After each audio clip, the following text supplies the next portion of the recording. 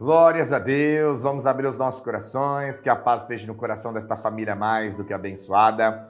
Hoje, segunda-feira, dia 17 deste mês de maio de 2021, para a glória do nosso Deus, mais uma palavra para a meditação dessa semana, para poder aprender. A Bíblia diz, crescemos de graça e conhecimento, e é essa graça de Cristo, o conhecimento espiritual que Deus nos dá na palavra de Deus, para a glória dele, em nome de Jesus Cristo. O que nós temos que entender é assim, objetivos. O que é objetivo? Quando nós traçamos um projeto, nós temos um objetivo, né? Objetivo na vida profissional, na vida sentimental, no lar. Temos o objetivo de alcançar os nossos sonhos, os nossos ideais, né? Comprar um carro, uma casa, trabalhar, estudar, casar, ter filho.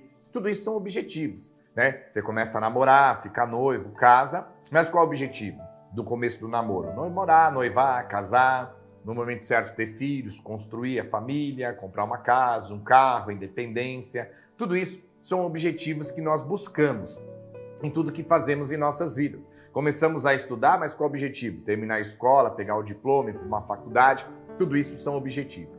Quando nós falamos do espiritual, existe um trabalhar de Deus que ele também tem os seus objetivos. E hoje nós vemos que, infelizmente, os homens e as mulheres têm mudado os objetivos que Deus tem através de Jesus Cristo para nós como igreja nos dias de hoje. E isso é um risco muito grande que nós corremos em nossas vidas. Imagina, você fala assim, olha, eu vou me casar para terminar a minha faculdade. A pessoa fala assim, se casar para terminar a faculdade, o que tem a ver uma coisa com a outra? Faculdade faz parte dos estudos, casamento faz parte de um plano familiar. São planos e objetivos diferentes. Por quê? Faculdade faz parte do plano de estudos. Vamos estudar, fazer faculdade, fazer curso, pegar o diploma, ser um doutor e uma doutora. E casar faz parte de um outro plano, é o plano familiar. Nós vamos namorar, noivar, casar, gerar filhos, netos, construir uma família. São projetos e planos diferentes. Assim também, hoje, nós corremos um risco muito grande de ver como as pessoas estão fugindo dos projetos e dos planos de Deus através de Jesus Cristo para nós como igreja nos dias de hoje. Nós temos que entender que Jesus ele não é resolvedor de problema.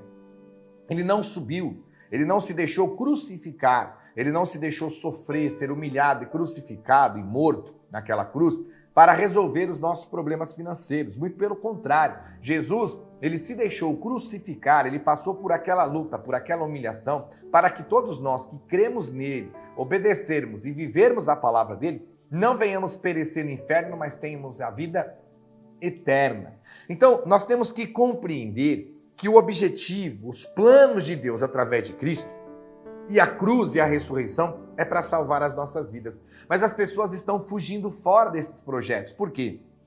Elas estão tirando os planos e os objetivos iniciais de Deus através da cruz de Cristo para salvar as almas das pessoas, levar para o reino dele e fazendo com que seja um plano totalmente fora da realidade, dizendo que Jesus morreu naquela cruz e Deus o ressuscitou para resolver os nossos problemas financeiros, pagar as nossas contas e nos acrescentar bens materiais em nossas vidas. Mas muito pelo contrário, Jesus, no único objetivo, foi ser crucificado para nos dar a vida eterna. Então a palavra é muito clara. Olha o que a Bíblia diz em Evangelho de João, capítulo 3, versículo 16. Deus amou o mundo de tal maneira que deu seu Filho unigênito para que todo que nele crê não pereça, mas tenha a vida eterna.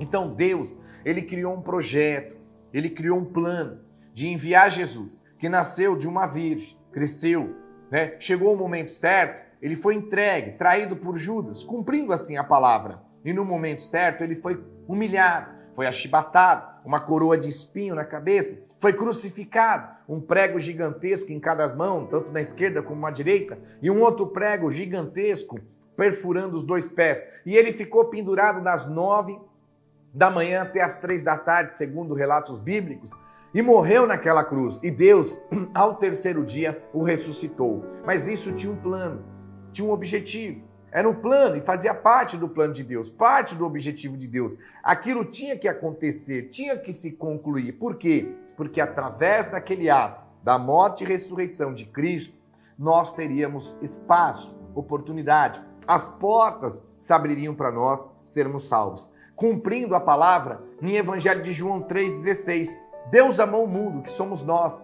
Ele amou a nós de tal maneira que ele deu o Filho unigênito, o único Filho dele, para passar, sofrer, tudo que passou, tudo que sofreu, a morte, a ressurreição, a dor da cruz, o sofrimento da cruz, a humilhação, para que todos nós que cremos, abrimos o coração, aceitamos a tua palavra, vivemos o teu evangelho, vivemos a sua verdade, não venhamos perecer no inferno, mas tenhamos a vida eterna. Então nós temos que entender que quando nós perdemos o foco principal, o objetivo principal, nós saímos fora dos planos de Deus. E aí hoje é o que nós vemos acontecer. As pessoas estão na igreja, oferecem para todo mundo um Jesus que cura, um Jesus que liberta, um Jesus que abençoa, mas elas mesmas não estão curadas, elas mesmas não estão libertas e elas mesmas não estão abençoadas. Oferece para o povo uma liberdade quando elas mesmas estão sendo escravas do inimigo, escravas das trevas. Ou você não há de convir comigo? Com certeza sim.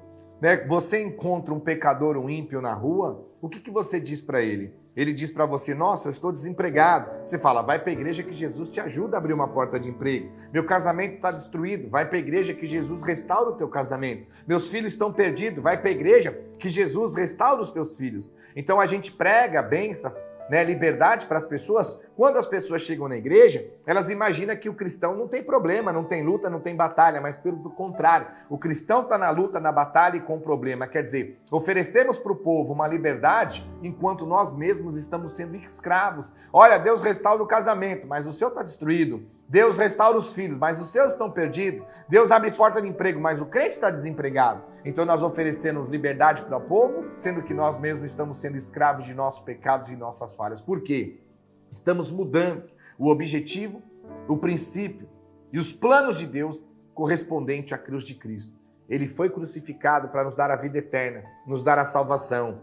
Deus abençoar, curar e libertar e nos dar o que precisamos é consequência de nós obedecermos, vivermos e praticarmos a palavra de Deus, buscarmos o reino e a nossa salvação. Como diz em Mateus 6,33, buscar em primeiro e único lugar o reino dos céus, a sua justiça, e as demais coisas vos serão acrescentadas. Então, em primeiro e único lugar, não é buscar riqueza, ouro, prata ou solução dos meus problemas. O primeiro e único lugar é buscar o reino dos céus, a justiça, a salvação, a minha vida eterna, a vida eterna da minha família e da igreja toda, e as demais coisas que nós venhamos precisar da parte de Deus, da parte de Cristo, Ele vai nos acrescentar. Então eu não posso pegar a cruz de Cristo e acreditar que toda humilhação, todo sofrimento, toda dor, para Ele morrer, ressuscitar ao terceiro dia e edificar a igreja para nós, o Espírito usar os apóstolos para completar as regras da igreja, que são as cartas, trazer tudo para nós até os dias de hoje, custando a vida da maioria dos apóstolos, com apedrejamento, crucificação, de cabeça para baixo,